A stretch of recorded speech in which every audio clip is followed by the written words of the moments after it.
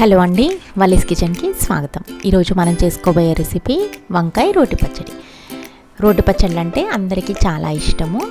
దానికోసం ఈ వంకాయ రోటి పచ్చడిని ఎలా చేసుకోవాలో చూద్దాం.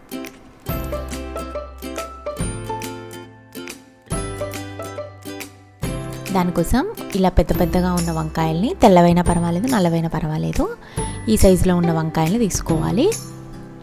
తీసుకొని వీటికి మొత్తం ఆయిల్ని అప్లై చేసుకోవాలి.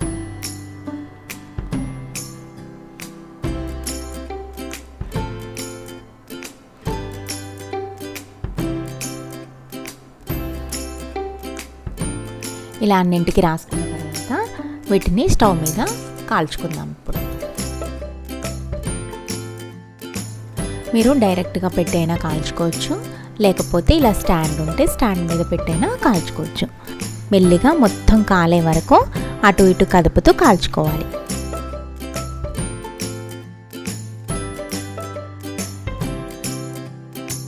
ఈ వంకాయలు అన్నవి మొత్తం కలర్ చేంజ్ అయిపోయి నల్లగా పైన పొట్టంతా ఇలా పైకి వస్తున్నట్టుగా అనిపించాలి మనకి.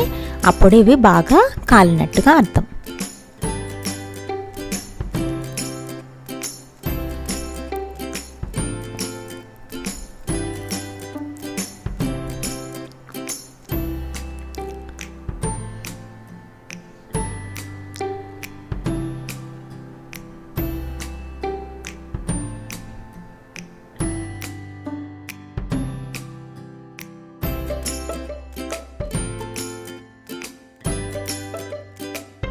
వీటిని ఇప్పుడు పక్కకు తీసుకోవాలి.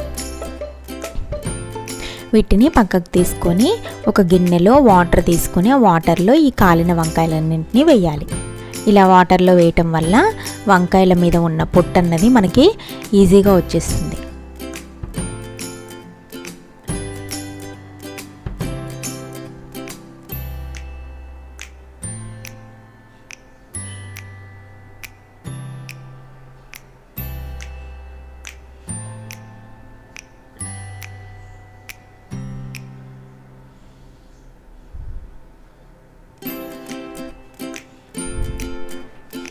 చూసారు కదా, ఇలా పొట్టంతా తీసేసుకోవాలి.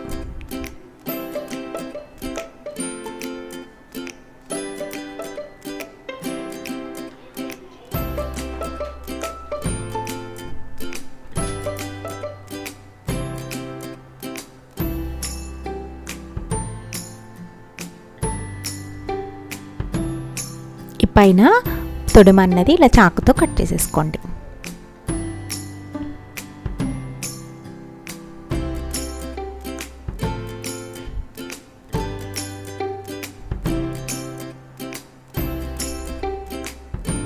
ఇప్పుడు పచ్చడి కోసము తాలింపును వేసుకుందాము. దాంట్లో ఒక పాన్ పెట్టుకొని అందులో ఒక 2-3 టేబుల్ స్పూన్ ఆయిల్ వేసుకోవాలి. ఇప్పుడు అందులో 1 టేబుల్ స్పూన్ మినప్పప్పు, 1 టేబుల్ స్పూన్ శనగపప్పు, 1/2 టేబుల్ స్పూన్ ఆవాలు, ఒక 4-5 ఎండుమిరపకాయలు వేసుకొని వాటిని దూరగా వేయించుకోవాలి. ఇందులో ఒక 1/2 టేబుల్ స్పూన్ జీలకర్ర వేసుకుందాం.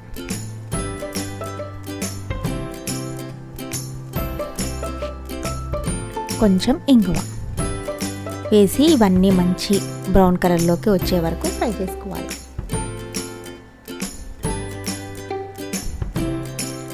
పోపు అన్నది వేగిపోయింది. ఇప్పుడు ఇందులో నేను పండిన పచ్చిమిరపకాయలు తీసుకున్నాను. మామూలు గ్రీన్ కలర్లో ఉన్న పచ్చిమిరపకాయలు కూడా తీసుకోవచ్చు. ఇలా పండినవి కొంచెం వేస్తే కొంచెం డిఫరెంట్గా ఉంటుంది, బాగుంటుంది. ఇవి లేవు మీ దగ్గర అనుకుంటే గ్రీన్ కలర్ కూడా వేసుకోవచ్చు.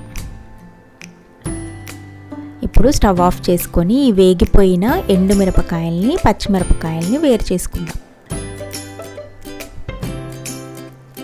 వీటన్నింటినీ ఒక గిన్నెలోకి తీసుకోవాలి. ఈ పచ్చిమిరపకాయలు, ఎండుమిరపకాయలు మాత్రమే తీసుకోండి.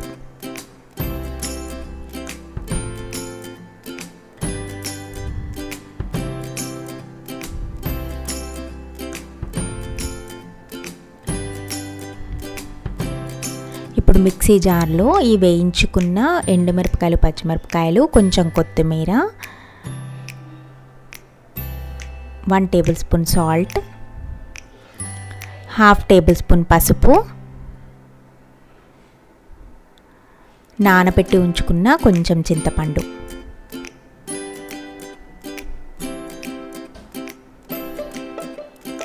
వేసుకొని ఒక్కసారి మిక్సీ పట్టుకోండి.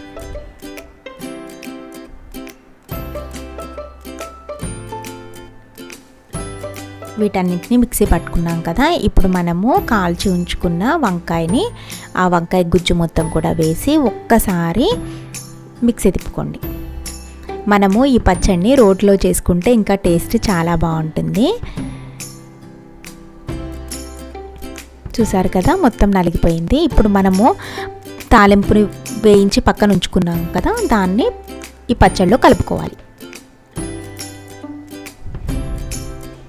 చూసారు కదా, ఎంతో టేస్టీ అయిన వంకాయ రోటి పచ్చడి రెడీ అయిపోయింది. ఇది వేడి అన్నంలో నెయ్యి వేసుకొని తింటే చాలా బాగుంటుంది. మీకు కనుక నా వీడియో నచ్చినట్టయితే ఒక లైక్ చేయండి. నా మరిన్ని వీడియోస్ కోసం నా ఛానల్ని సబ్స్క్రైబ్ చేయండి. Thanks for watching.